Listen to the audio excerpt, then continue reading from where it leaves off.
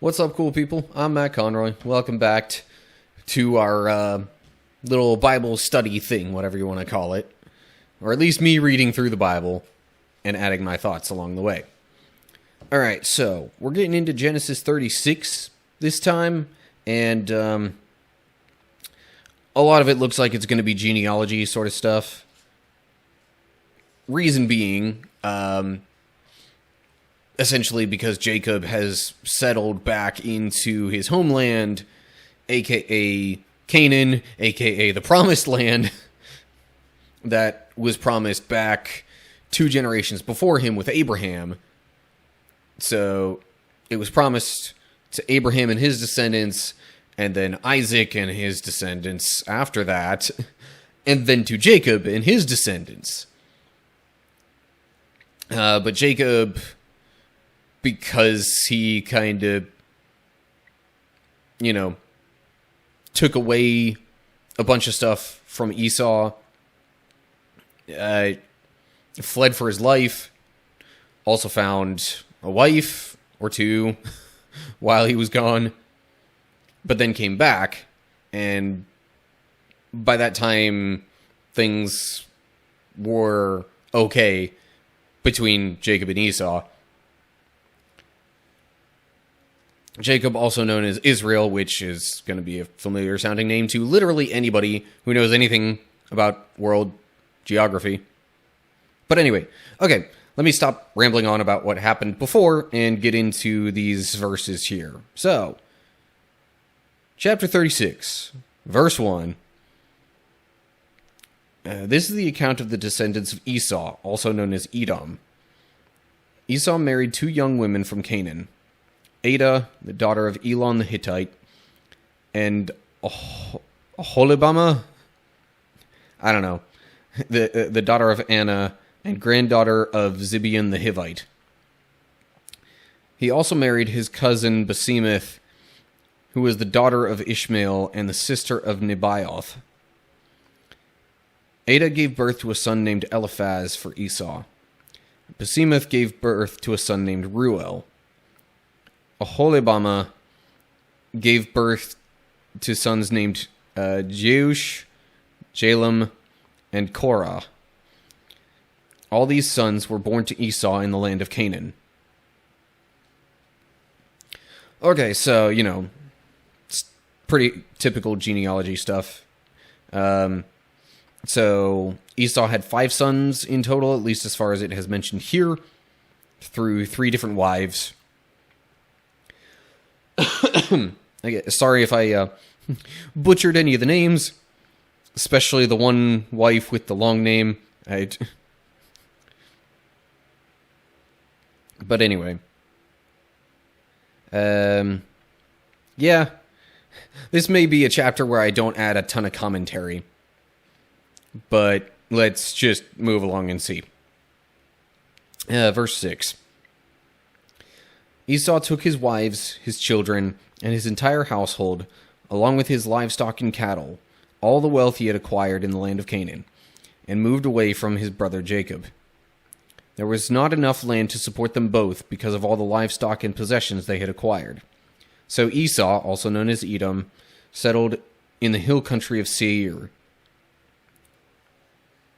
Okay, so I think it mentioned Seir previously, like right when they kind of had their initial reunion or whatever. And I think that might have been where it said Esau headed right then. But anyway, they both acquired a number of possessions, and it was too much to all have them living right in the same area.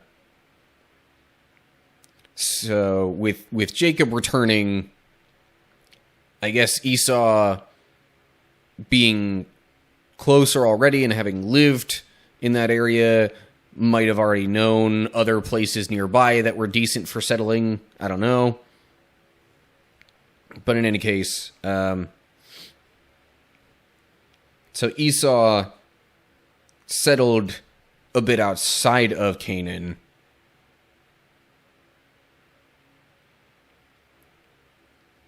Yeah. Anyway, I looked back and confirmed that, yes, when they first met up, Esau just headed straight for Seir then, it seems. So, anyway, moving on to verse 9. This is the account of Esau's descendants, the Edomites, who lived in the hill country of Seir. These are the names of Esau's sons: Eliphaz, the son of Esau's wife Adah, and Reuel, the son of Esau's wife Basemeth. The descendants of Eliphaz were Teman, Omar, Zepho, Gatam, and Kenaz. Timnah, the concubine of Esau's son Eliphaz, gave birth to a son named Amalek. These are the descendants of Esau's wife Adah. The descendants of Reuel were Nahath, Zerah, Shammah, and Mizah. These are the descendants of Esau's wife Basemeth. Esau also had sons through Oholibamah, the daughter of Anah and granddaughter of Zibeon. Their names were Jeush, Jalem, and Korah. Okay, so kind of another way of saying the same thing, but it also got, I guess, into what would have been Esau's grandsons as it went through that different version of the genealogy, so to speak.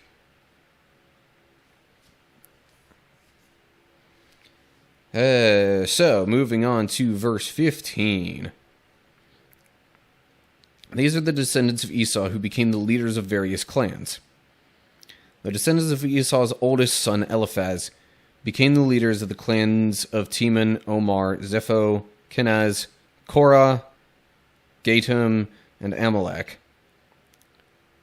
These are the clan leaders in the land of Edom who descended from Eliphaz. All these were descendants of Esau's wife Adah.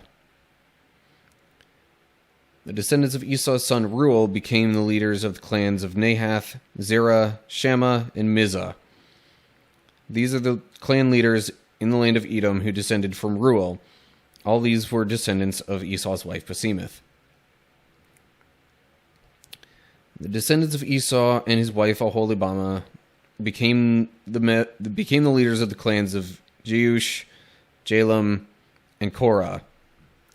These are the clan leaders who descended from Esau's wife Oholibamah, the daughter of Anah. These are the clans descended from Esau, also known as Edom, identified by their clan leaders. Okay, so anyway, lots of stuff that, again, is kind of repetitious, but in essence, most, if not all, of his sons became leaders of various clans, and that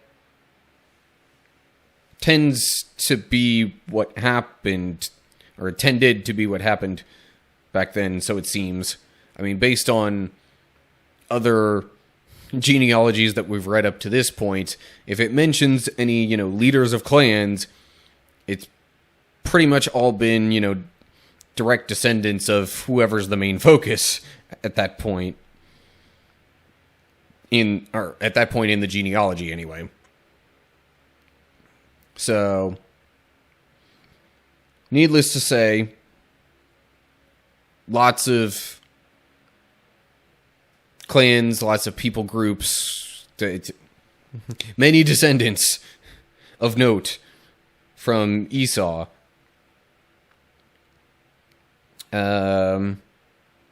So, then we move on to verse 20. These are the names of the tribes that descended from Seir the Horite. They lived in the land of Edom: Lotan, Shobal, Zibeon, Anah, Dishon, Ezer, and Dishan. These were the Horite clan leaders, the descendants of Seir, who lived in the land of Edom. So I guess it's getting into this because Esau had moved to Seir, and it is trying to delineate, which people groups were Esau's descendants and which ones were already there in the land that weren't descendants of his. So anyway, moving on to verse 22. The descendants of Lotan were Hori and Himam. Lotan's sister was named Timnah. The descendants of Shobal were Alvan, Manahath, Ebal, Shepho, and Onem. The descendants of Zibeon were Aya and Anna. This is the Anna who discovered the hot springs in the wilderness while he was grazing his father's donkeys. Also, that might be pronounced Anna, but whatever. The descendants of Anna were his son Dishon and his daughter Oholibama. The descendants of Dishon were Hemdan, Eshban, Ithran, and Kiran. The descendants of Ezer were Bilhan, Zavan, and Achan. The descendants of Dishan were Uz and Aran. Or Aran, I don't know. So these were the leaders of the Horite clans: Lotan, Shobal, Zibeon, Anna, Dishon, Ezer, and Dishan. The Horite clans are named after their clan leaders who lived in the land of Seir. So again, just further breaking down the different clans that lived in Edom, also called Seir, maybe. That weren't necessarily all direct descendants of Esau. Esau, I mean, if some of those names are right, then there was a bit of crossover between Esau and these people, which, I mean, makes a little sense if that's where he was living. So, yeah, anyway. Moving right along then, I guess. Verse 31. These are the kings who ruled in the land of Edom before any king ruled over the Israelites. Bela the son of Beor, who ruled in Edom from his city of Dinhabah. When Bela died, Jobab the son of Zerah from Bozrah became king in his place. When Jobab died, Husham from the land of the Temanites became king in his place. When Husham died, Hadad, son of Bedad, became king in his place and ruled from the city of Avith. He was the one who defeated the Midianites in the land of Moab. Okay, that note's a little bit curious. But anyway, real quick before I get too much further into that, there's a asterisk on verse 31. Just different translation of the words there, I guess. Instead of saying, before any king ruled over the Israelites, it would say, before an Israelite king ruled over them.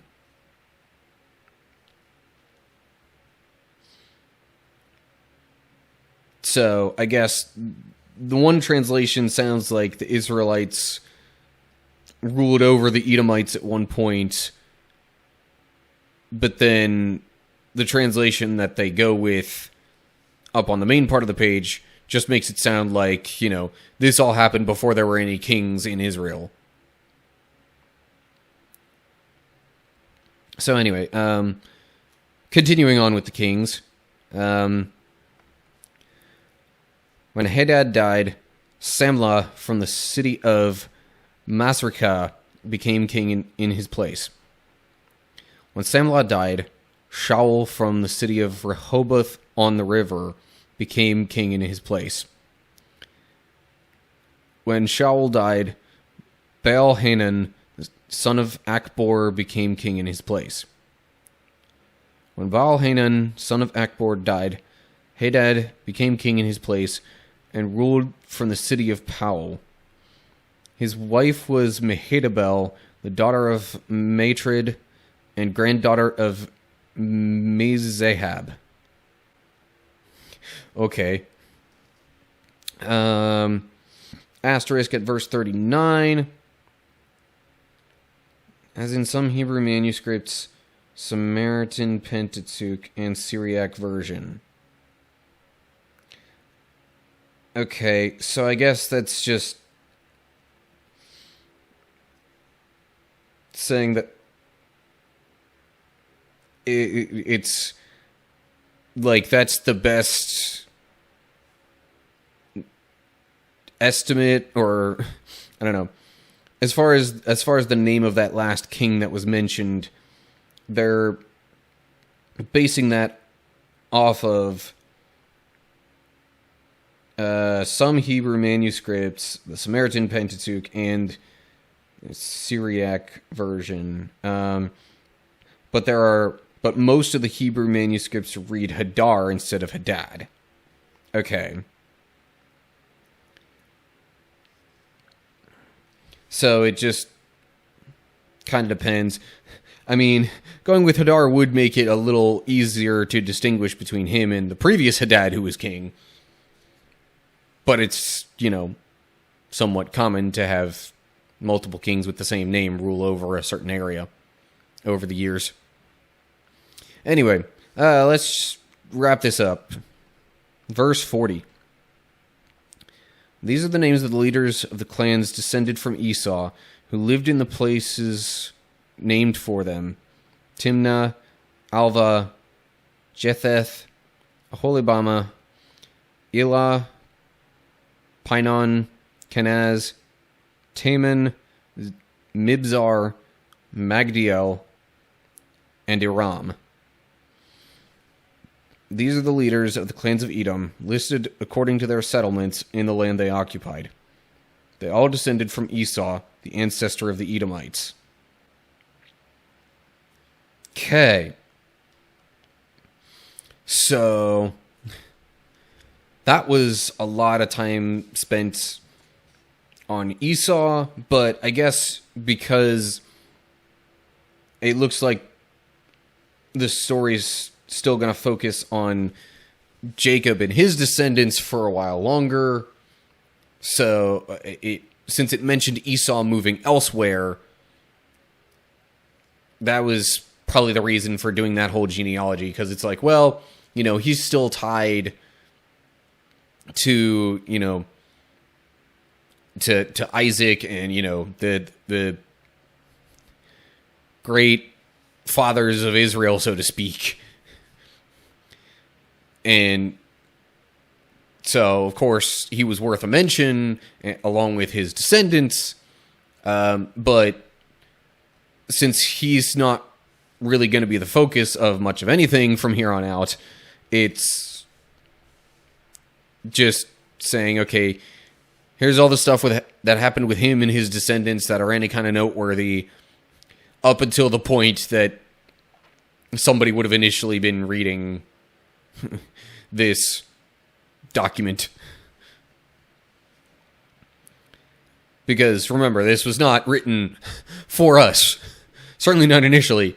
This was, at the very latest, probably written for, people of the land of Israel when it really sort of started to become known as Israel, with its various tribes and clans and all that kind of stuff. But I think even more so than that, because this is going all the way to, talking about before there were kings over the Israelites, it's going through all that. So really, this could even be up through, looking ahead a bit, up through, them going to Egypt, but then coming out of Egypt and settling back in the Promised Land, and the times of the judges, and then kings after that in Israel. So it may very well be covering all of that, which would mean that's a significant length of time that's covered in that genealogy there. But it's not entirely out of the question, I guess. But anyway, that's all I really have to say in regards to, like, any additional thoughts that I have, connections with other stuff in the Bible, because, I mean, unless I'm misunderstanding that, it's... I mean, there was no other time pre-Judges when Israel had a king to speak of ruling over that land and those people. So, like,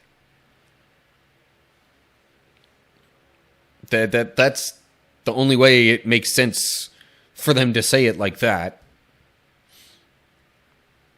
But anyway, okay, that's it for now. So, as always, like if you enjoyed, share it with others if you want them to see. Make sure you subscribe to my channel and click the bell to get updates when I post new videos.